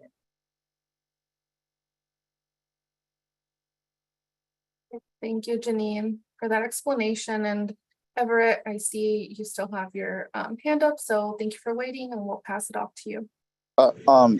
Stephanie, if you have that a couple other slides or whatever you want to finish, go ahead and finish, and I can wait because we've just about mostly talked about everything I was going to talk about, but I do have some things to say. But if you want to finish, go ahead and finish. No, well, maybe I'll just I just wanted to share that this is the last slide of my presentation. And really the thought today was to get everyone's kind of feedback and opinions on this new route. If folks were interested, were really gung-ho and wanted us to go this route and submit a project plan, we're happy to hear that now. But I think generally I'm hearing a lot of interest in just hearing more, having questions answered and such.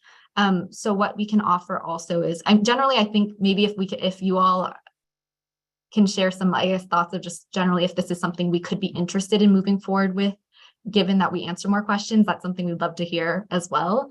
But yeah, something that we can do, given that I think there are lots of great discussion questions that we're having, is that we can offer to send a survey just to get some questions. That way we can kind of have answers prepared. And we can also send a follow-up email that has the details for all of the program too. For folks to kind of just like digest, ponder, get their questions out. And we can totally come back to this at our next meeting as well. Wondering if maybe if I can get like a thumbs up if that's something of interest. And I guess maybe the thumbs up is you potentially have some more questions that you want answered and would like to discuss at an upcoming meeting. That's generally the sense I'm feeling from the chat comments and some of the questions that we're getting. Okay, I'd like to comment on that right there. I'd just like to say that I've enjoyed everything I've heard, and it's like putting a book together, because but I think the biggest thing that we're going to have to deal with is going to have to deal with the monitoring and the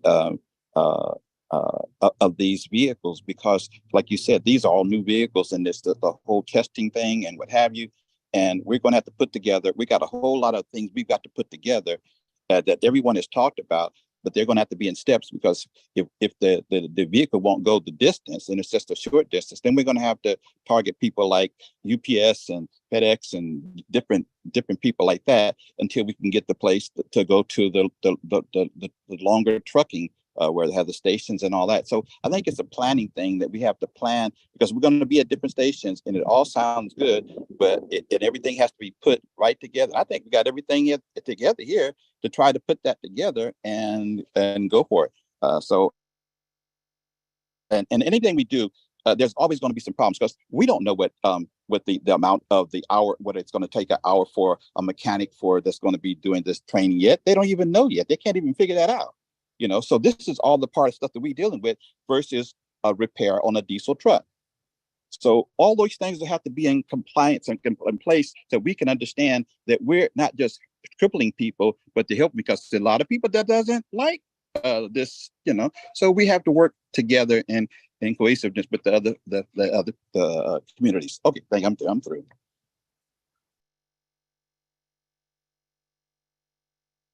Thank you for those reflections, Everett. I do see Margot's hand up, so Margot. Yeah, I'd like to echo what Everett just said. I'm kind of excited about this pathway. I think it's good. I think I do think we need to mull it over. Us, we need to think about this, but I really hope that we can look at making a move in the next meeting. So what I would like to see is more of a written outline of the plan, or maybe San Diego's plan, or an example of what's there, just so we can get a better feel for what all is involved. But I think it's pretty exciting, and I hope it would move things faster. Real Thanks, quick, Margot. if this is Janine, if I could just kind of add to that. I think the general consensus amongst most of the events that I've been at is that if we can get a handful of fleets within the communities to adopt a few electric trucks, and the rest of the folks see them operating, can actually go to somebody that's in their own same industry and say, hey, how is it working? And get real feedback from that person that they know and trust. It will make a big difference. And I like to look at this pathway more about helping to promote the technology and helping to get it into the community so that others can see it, touch it, experience it. I think that's going to be our true ticket to full-fledged adoption. So those are just my thoughts. Thank you.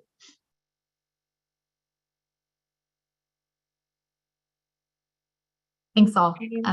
Go for it, And maybe Steph. Lotta, if I could just very quickly wrap up, and I appreciate Margot's comment, and I totally think I hear that, and I think that's a great pathway. We will share information about just kind of in written form for you all to mull out about this proposal, as well as San Diego's program.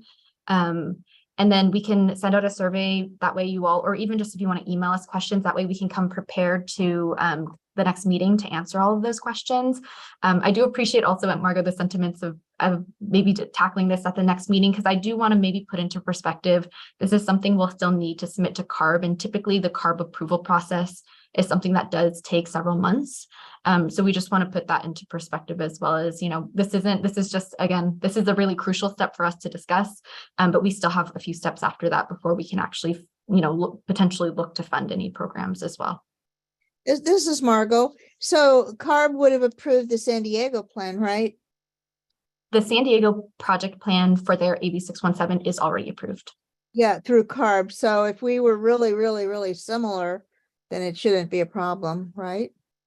Or am I just making things up? That Where's- would be our hope. Yeah, we hope that too. Hey, y'all! It might be handy for me to chime in here. Yeah, we did absolutely approve San Diego's port truck project plan. I would say, as with a lot of stuff surrounding the incentives for a community air protection program, the main driver for us and for our review comes down to what we're hearing from the actual community steering committee. So, I mean, I think it's fair to say, hypothetically, if I was hearing like tacit, widespread, broad endorsement, that would go a long way towards meeting the bar, so to speak, for the review. But yeah, so potentially it could be very easy depending on what, how the conversation unfolds, basically. Thanks so much, Kyle. I see a couple hands up. I just want to be mindful of time. We do have a couple of other agenda items that we'd love to present to you all. I'm so grateful for all the discussion, because it's clear that this is of real interest to the CSC members, and you all have had such great questions. We do have a couple more things for you all that we'd love to present. So I'm wondering if we can maybe wrap up with these last two questions and we can keep moving with the agenda.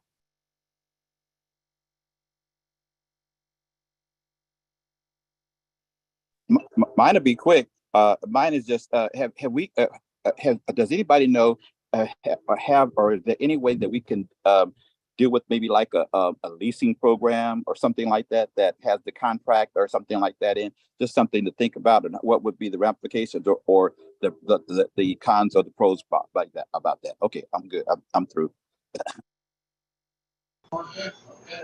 Mine gonna be a little quicker. How is this gonna be to reach out to the truck industry? Like, have they know about our incentive about a truck? Have we reached out to them yet? Have we reached out to all of the Stockton area as well as the San Joaquin area, whatever it may be?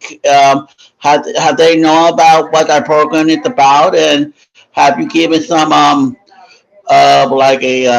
like a presentation, or take them to I don't know, someplace to an event where they can see what the model of the electrical truck is and all that other stuff, so they can really, so we can have at least a majority of the trucks that are out there in the company that does that.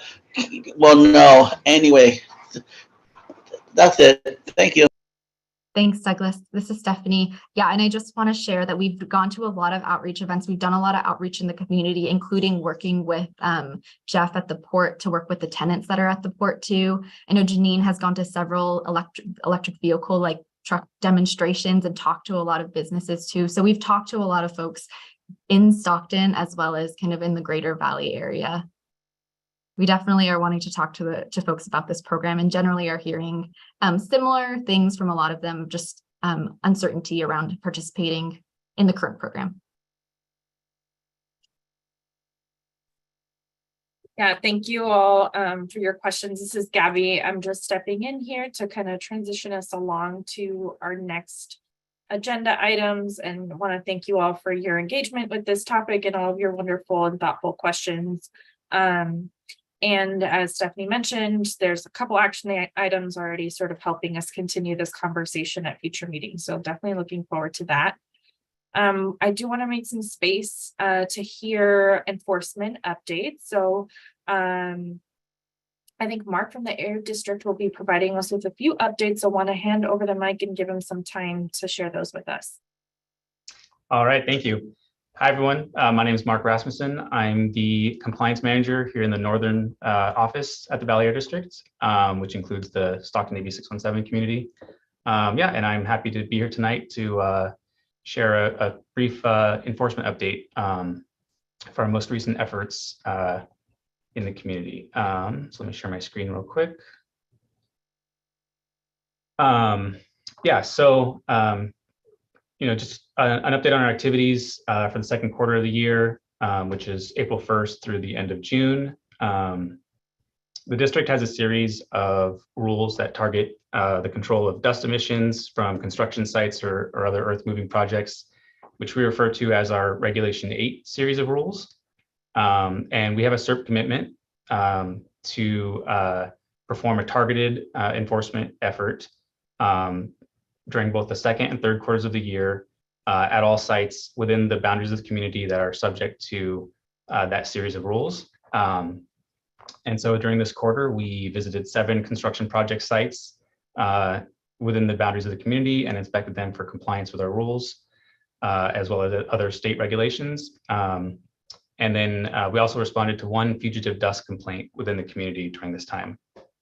We also Real have quick, Mark, could you zoom in? Could you zoom in just a little bit? Make it a little bigger. Possibly. Let me back out. Sorry to interrupt. Yeah. It's hard to read. There we go. How's that? I don't know about anybody else, but that helps me. Thank you. All right. Thanks, Heather. We also have a commitment in the CERP to perform a dedicated enforcement effort each quarter targeting idling diesel. And so we visit the community and perform surveillance looking for any diesel trucks that are idling in a way that's not compliant with state requirements. So we performed that surveillance this quarter. We did not find any violations during surveillance. And then we also did not receive any public complaints regarding idling diesel trucks during this quarter. An additional CERP requirement is that, or a commitment is that in addition to our regular facility inspections, we perform enhanced inspections at facilities that have received an emissions violation within the past 2 years. So during this quarter, we performed a total of 45 stationary source inspections, of which 35 were initial compliance inspections, 5 were follow-up inspections, and then 5 were source test observations, which is where our staff visit the site while the third-party contractor is on site to perform testing to verify that they're in compliance with various permit limits. During this quarter, we found a total of 14 violations at permitted facilities within the community. 7 of those were emissions related and 7 were administrative types of violations. We also responded to 10 public complaints within the community. We got 5 open burn complaints, 2 related to visible emissions, 1 regarding fugitive dust, 1 regarding odors, and then 1 that's a miscellaneous category. And as a result of those complaints and the investigations, we found 3 violations. And so I'd just like to share the methods that you guys could submit a complaint, because we always appreciate complaints that come in from the community. It really helps us identify, when someone's operating out of compliance, and we're able to get out there quickly. So if you guys do notice a complaint or something you'd like to complain about, you can call our number at 800-870-1037. You can also submit a complaint through the district website, or you can submit a complaint through the mobile app if you have that on your phones. And with that, I'll take any questions. Jeff, looks like you had your hand up. Oh, great. Thanks, Mark, for that. I was just gonna say that if any, it'd be helpful for us, the port, we have 130 businesses that are operating there. And if there are inspections or violations found, I don't know if you guys can share those with the port administration, because we have inspectors that are out daily looking at visible emissions, stormwater issues, etc. And so we can also act as kind of, we can follow up and kind of do additional inspections as well if we know that there's a tenant who's either had a violation or a complaint. Okay, yeah, thanks for sharing that. I'll keep that in mind, and maybe we can talk in the future, especially if we have an issue where somebody is non-compliant for an extended period of time or something like that. Thank you. I'm also seeing Cynthia. Maybe we'll go Cynthia, then Margot, and there's also a question in the chat that I'll read in a second. Thank you, Cynthia with CVAC here. Wondering if we could get some more details on the 14 violations found and half of them were emissions related. If maybe we can get a list of those facilities and what the emissions related violations were. Not sure if you can answer that now or if I know given time, if we could get an detailed email sent out to the community steering committee so that way anybody that might be living near any of these facilities is aware that this is happening, and that might help some of the reporting that you're doing, that you're promoting. Yeah, thank you, Cynthia. That's a great point. We could certainly look into that. We're also going to be including information on all the violations on our annual report to the community. And that is something we're working on at this time. And as part of that, we do include information about every violation found in the community during the previous year. And this is Margot. So I was right. Similar question to Cynthia's, and thank you, Cynthia, for bringing it up. And just, I'm guessing that in the main report, you'll let us know, but how do these, so 7 were emissions related, and I'm assuming they have been resolved, or what is the timeline for getting them resolved? Yeah, great question. The timeline is that when we identify a violation, we want it resolved as quickly as possible. And so, the violation isn't closed until they have stopped emitting whatever pollutant is in question. And the longer they're, polluting, the more expensive the violation is going to be. So it's in their best interest to also get that resolved as quickly as possible. So in these cases, yes, I believe these are all back in compliance at this point. And as for the details of how long each individual one was out of compliance, I don't know off the top of my head. But that's okay. Yeah. We'll see it in a large report, right? Correct. Yeah. Does that kind of answer your question? Yes. Thank you. All right. Thank you. And then I see Everett has a question. Everett, before we get to you, I just want to acknowledge Mary Elizabeth's comment. She was wondering where the idling inspections were occurring. Oh, yeah, great question, Mary Elizabeth. We try to kind of rotate through the community, so we'll sometimes visit like near the port area. Other times we'll kind of go by some of the schools to verify there's no trucks idling near them, and then also some of the larger gas stations near the freeways. And you'll be including these locations and findings in the annual report? I'll check into that. I'm not sure if we have been to this point, but we could certainly look into including that information. Thank you. Everett, if you want to proceed with your question. Yes. Thank you. I was just a question. I just wanted to know how that in this annual report, or is there a place in policy that like a company or somebody's setting up a new business, that they have the things in order that they need to be in order so that that they can pass the compliance or whatever it is? Or, I mean, I know they should know about Cal OSHA and all that, but still, even after you give them the citation or whatever you're doing, what do they do to make sure they bring this the codes up or whatever like that? And how does that work far as them structuring this and doing it right? Yeah, so if I understand correctly, you're asking, how do we know somebody has the correct permits for their operations? And then if we're doing inspections and find non-compliance, how do we get them back in compliance? Is that the gist of your question? Am I understanding that correctly? Yeah, that's part of it. Go ahead. Yes, that's it. Okay. Yeah, so the expectation is that any business operation applies for and receives the correct authorities to construct prior to beginning operation, and actually prior to even beginning to install that equipment. And so if we are out in the community and we find equipment installed that doesn't have the appropriate authorities to construct, we would issue citations to them, notices of violation for not, following the proper timelines on that. As far as, once we do find non-compliance, we issue notices of violation, which are essentially like a civil penalty. It lets them know that they're operating out of compliance with, local rules, and, lets them know too that the penalty gets more expensive the longer they operate out of compliance. So it's in their best interest to return to compliance as soon as possible. And then generally, we won't issue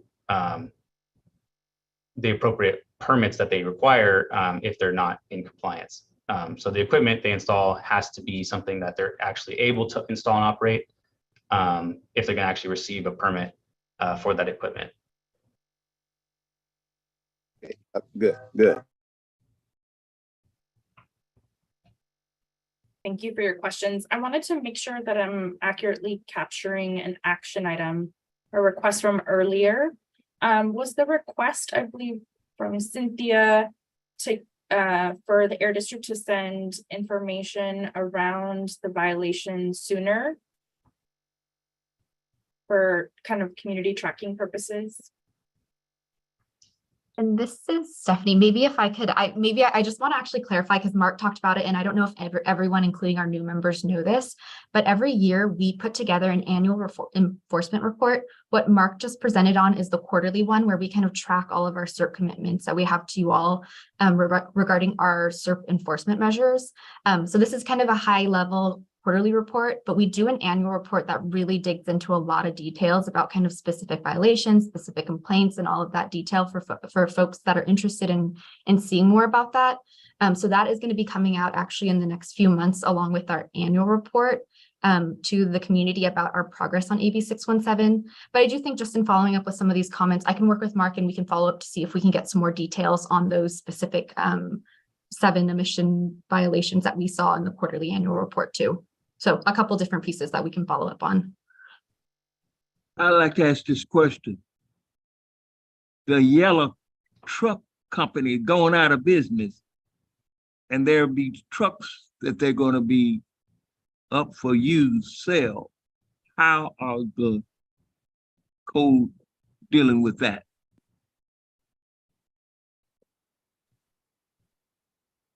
Thanks, Dr. Farrell, for your question. I think you're referring to the big trucking company that's going out of business. I believe they're called Yellow.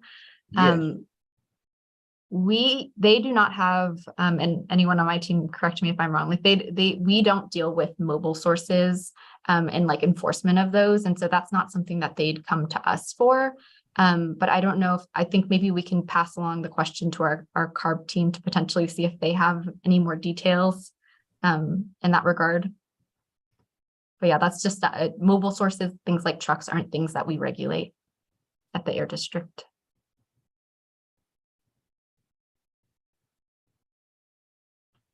Thank you. This is Gabby. Thank you, Stephanie, for chiming in with that. So just recapping again, the action item now that I'm tracking is that the Air District, including Stephanie and Mark, will work together to share more information around violations and community complaints from the last quarter, and then send that information to the CSC. Right.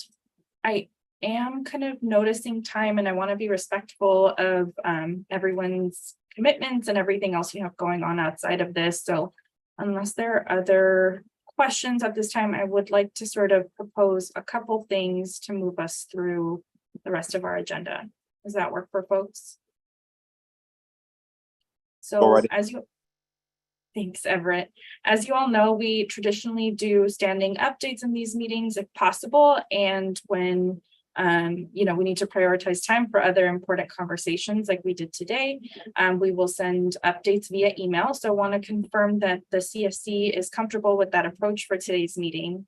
And the suggested approach is, for the Air District to sort of coordinate with agencies and subcommittees to send any standing updates via email. I do though, maybe, and I do think this will be quick. I wonder if we can, so we definitely will send out standing updates via email. There was a request from a community member to hear one particular update. So I wonder if we have just a quick minute to squeeze in that update from CARB. Is that okay, Gabby? Sure. Perfect. I'm wondering, just in terms of, I think just the standing updates, we have our regular agencies that we will reach out to for their updates, but we did have a community member ask about the updates on the blueprint. CARB's California Air Resources Board. They have a blueprint, which is basically the guidance document for AB617. And we had a community member just ask if CARB could have some space to talk about how CSC members can get involved in that. And I know Kyle is come prepared to let us know about that process. So I just wanted to squeeze that in because I know it's of interest to some CSC members. And also a very, I think, timely update because there are some certain timelines that are happening and approaching soon. So I just want to let CSC members know of that. Absolutely. Kyle, if you'd like to share, please feel free to do so. Yeah, absolutely. Thanks, Stephanie. And thank you, Gabby. Yeah, I'll try and keep this super short. So as I think most of you have likely heard at some point over the last couple months, we have a public process going on to revise the blueprint document that Stephanie mentioned. And so we call it the Blueprint 2.0. We're going to be taking it to our board for them to consider at the end of September. We had published an initial draft version of it. I want to say we published it earlier in June, or it might have been at the beginning of July. A little fuzzy on the exact date off the top of my head. Anyways. So we had that available for public comment. The public comment period we'd set just closed at the end of July. It's closed at the end of July 31st. But I would certainly be happy if any of you didn't get a chance to provide comments yet, or still would like to look it over and provide some comments. I'd be happy to take those comments back to the team to consider.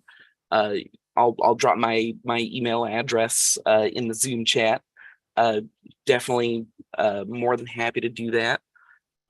Beyond that, though, this is not going to be the only opportunity to comment on it. We're going to be incorporating or going over all of the comments that were submitted and publishing a new final draft version roughly 30 days in advance of the board hearing. So I don't think we have an exact publishing date as yet, but it would be in the back half of August. So sometime a couple of weeks out from here. And so once we post that final draft version, everyone will have another opportunity to provide public comments in advance of the board hearing. Plus those comments are going to be, actually viewed by members of our board to boot, which is always nice. So if you missed this round, definitely nothing to worry about for a couple of the reasons there. I think that's about it, really. Yeah, okay. I won't take any more time up for folks. Thanks, Kyle. This is Gabby. I do see Cynthia has a question, so want to let you share that, Cynthia. Thanks. I'm just wondering, Kyle, Cynthia here with CVAC, wondering if you can give a little background on the blueprint and why it's important for folks here to review it and maybe comment on it and what it means for 617, maybe a little bit of background to refresh people's memories. And yeah, thanks for that offer for extended comments. Thank you. Oh, yeah, sure, absolutely. I would say broadly speaking, and Stephanie already kind of touched on this in her introduction about it, but the blueprint document is basically the guidance document both for us at CARB and for the air districts and even for community steering committees for implementing AB617. So it has guidance pertaining to development of the community air monitoring plans, the community emissions reduction programs, and one of the sort of big thrusts of updating the blueprint is to sort of broaden the scope of the program out a little bit beyond just those communities that have been selected so far, and provide a little bit more ability or bit more guidance for focusing on some of the sort of what's worked best in those selected communities and applying those lessons learned to a lot of those other communities that have been sort of nominated for selection time and again over the last 5 years, but have yet to actually be selected. There's roughly 65 communities that are kind of on the, I guess you'd call it the list. You might have heard us throw around the term 65 plus places list.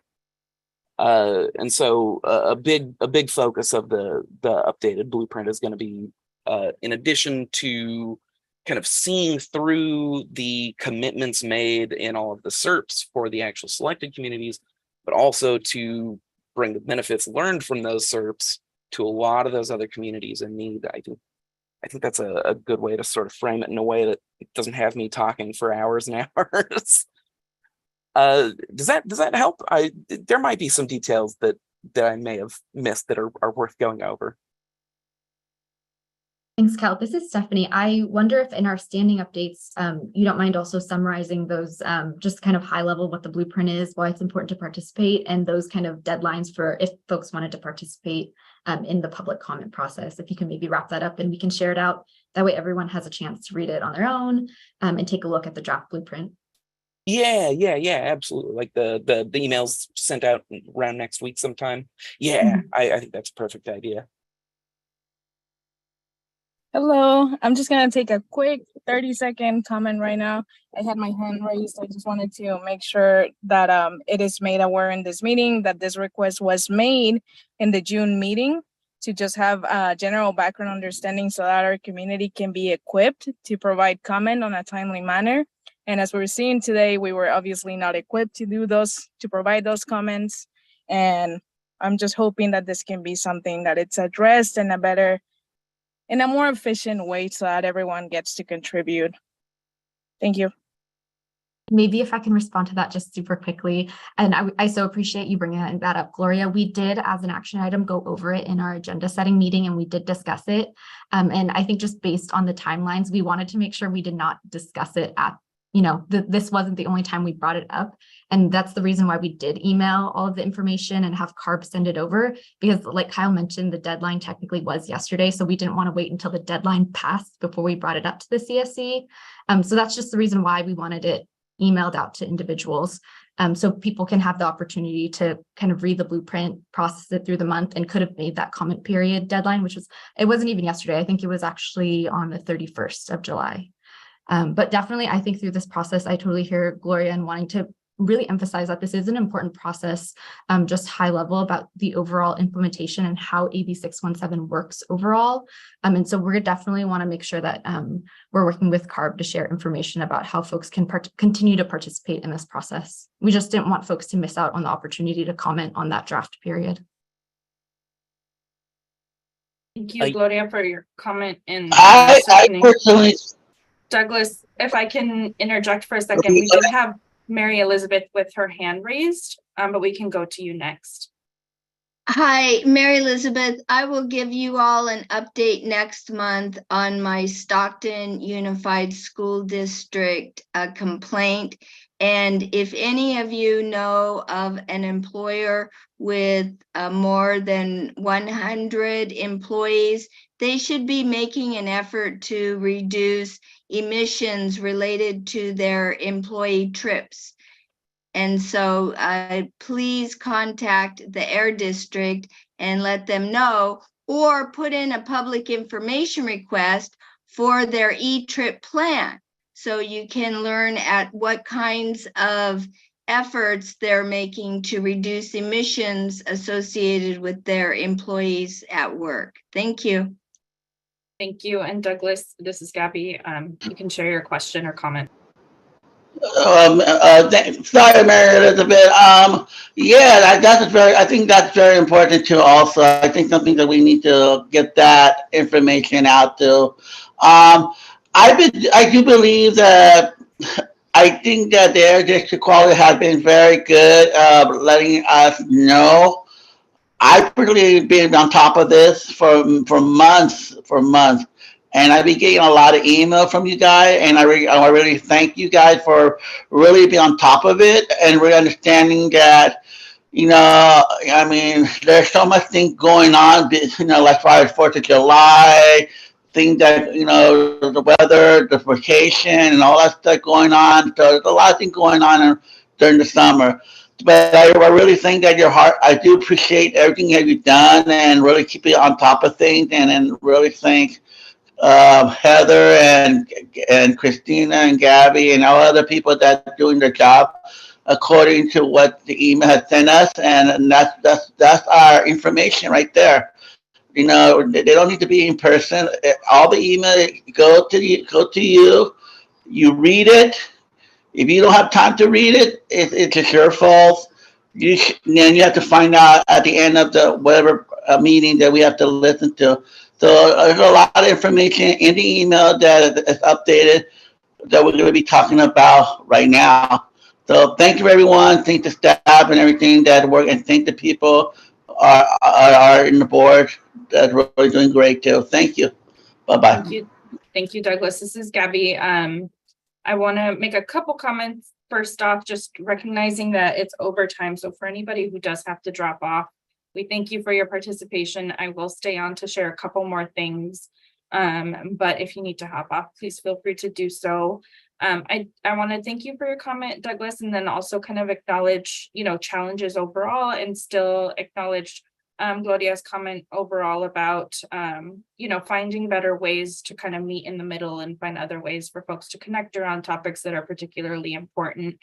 And to that point, sort of encourage folks as much as possible to contribute to agenda setting however you can. And so with that, I will share really quickly that information for our next agenda setting meeting, since we didn't have time to do quarterly planning today.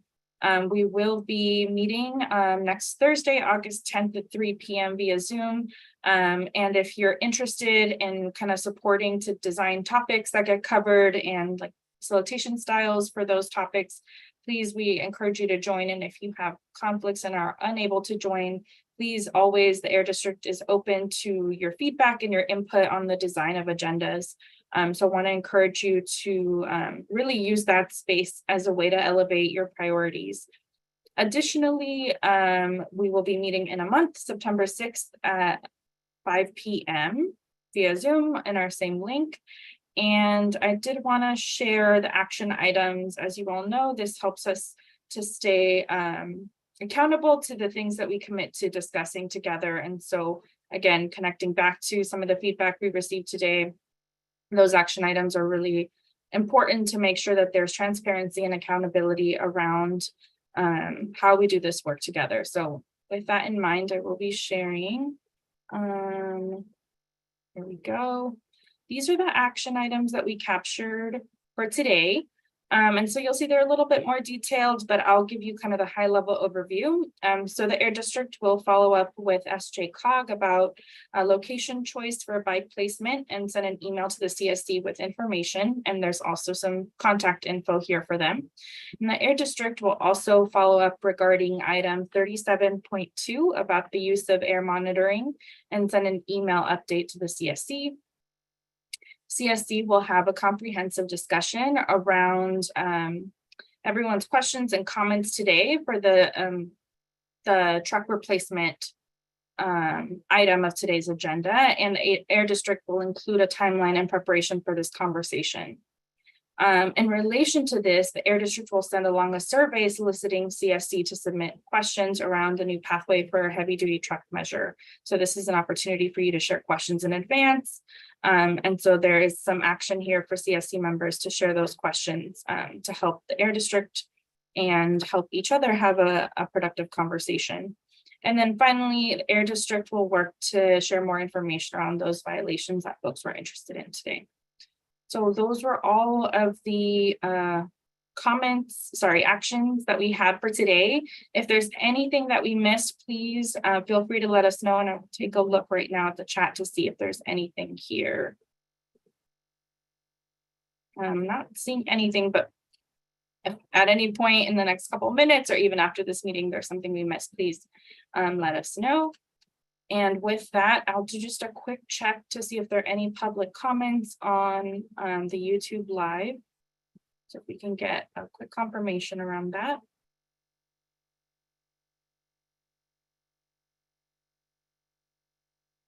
Sorry, Gabby, navigating so many tabs. No worries. Give me a second. And thank you to all of those of you who stayed these extra minutes. We know that, you know, your days are busy and appreciate you taking the time to be here.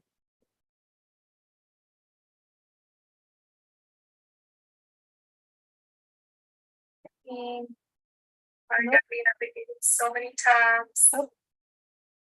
No public comment. Thank you for confirming, Laura. So I think with that, want to thank you again for your participation, and we look forward to seeing you at the agenda setting meetings, as well as on our next monthly meeting via Zoom. And so, yeah, wishing you a great rest of your evening. Thanks, everyone.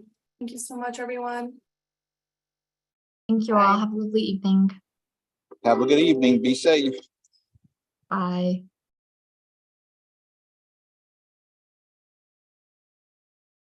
Thank you, team. Thank you so much, Linguistica. Would love to hear, give us feedback on how the meeting